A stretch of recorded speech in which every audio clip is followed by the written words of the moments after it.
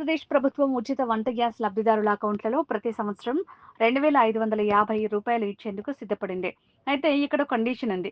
వారు ఉచిత వంట గ్యాస్ సిలిండర్లకు బదులుగా పైపులతో సరఫరా అయ్యే వంట గ్యాస్ కనెక్షన్ తీసుకోవాల్సి ఉంటుంది. ఏపీ వ్యాప్తంగా 90 లక్షల కుటుంబాలకు పైప్ లైన్ ద్వారా వంట గ్యాస్ సప్లై చేస్తామని ప్రభుత్వం తెలిపింది. అయితే ఈ ప్రకటన చేసిన తర్వాత ప్రజల నుంచి ఉచిత వంట గ్యాస్ సంగతి ఏంటనే ప్రశ్న వచ్చింది.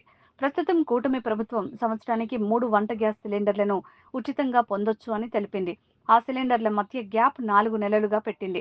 అంటే ప్రతి 4 నెలల్లో ఒక సిలిండర్ తీసుకునేలా ప్లాన్ ఉంది. ఇలా సిలిండర్ తీసుకునేవారు దానికి సుమారుగా 850 దాకా చెల్లిస్తున్నారు. వారు దీపం 2 లబ్ధిదారులైతే చెల్లించిన డబ్బు 48 గంటల్లో తిరిగి వారి బ్యాంక్ అకౌంట్లో జమవుతుంది. తద్వారా వారు ఉచిత సిలిండర్ పొందినట్లవుతుంది. మరి పైపులతో వంట గ్యాస్ సప్లై చేస్తే ఉచితంగా గ్యాస్ ఇస్తారా అనే దానిపై సీఎం చంద్రబాబు క్లారిటీ ఇచ్చారు. పైప్ గ్యాస్ కనెక్షన్లు తీసుకున్న వారికి కూడా ఉచిత వంట గ్యాస్ సిలిండర్ల స్కీమ్ వర్తిస్తుందని చంద్రబాబు తెలిపారు.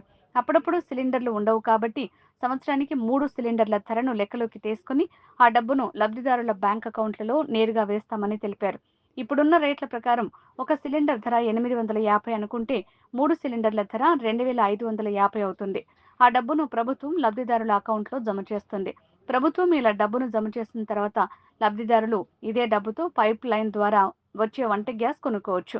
టెలిఫోన్ బిల్లు, కరెంటు బిల్లు తరహాలో నెలవారీ ఎంత గ్యాస్ వాడుకుంటే అంత గ్యాస్కే బిల్లు వస్తుంది. ఈ బిల్లును చెల్లించాల్సి ఉంటుంది. దీపం 2 లబ్ధి ముందే వచ్చేస్తుంది కాబట్టి లబ్ధిదారులు పైప్ లైన్ గ్యాస్ బిల్లు చెల్లించడం తేలికవుతుంది.